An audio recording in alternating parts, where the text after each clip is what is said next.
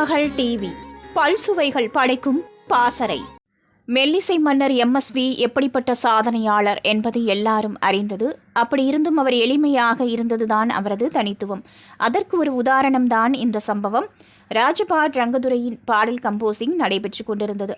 அந்த குறிப்பிட்ட காட்சிக்கு பாடல் எழுதி அதற்கு இசையமைக்கலாம் என்று MS விஸ்வநாதனும் கண்ணதாசனும் முடிவு செய்தனர்.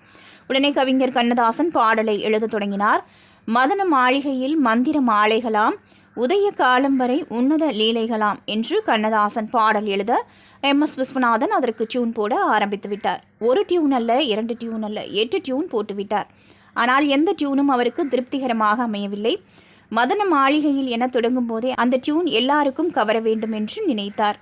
அப்போது கண்ணதாசன் இதுவரைக்கும் போட்ட அந்த 8 டியூனை திரும்பவும் போடு என சொன்னார். அந்த சமயம் பார்த்து கம்பெனிக்கார பையன் அங்கு உள்ளவர்களுக்கு டீ கொடுக்க வந்தான். அவனும் சும்மா போகவில்லை. 3ஆவதா ஒரு டியூன் போட்டிங்கல்ல, அதையும் 7ஆவதா போட்ட டியூனையும் சேர்த்து போடுங்க, பாட்டு சூப்பராக வரும்னு சொன்னான். உடனே கவிஞர், ஏண்டா இது காஃபி மிக்ஸ் பண்ணுற மாதிரி நினைச்சியா, போடான்னு சொன்னார். அந்த பையன் ஓரமாக போய் நின்றான். இப்போது புதிதாக ஒரு டியூனை MSV போட்டார். அது எல்லாருக்கும் மிகவும் பிடித்தது.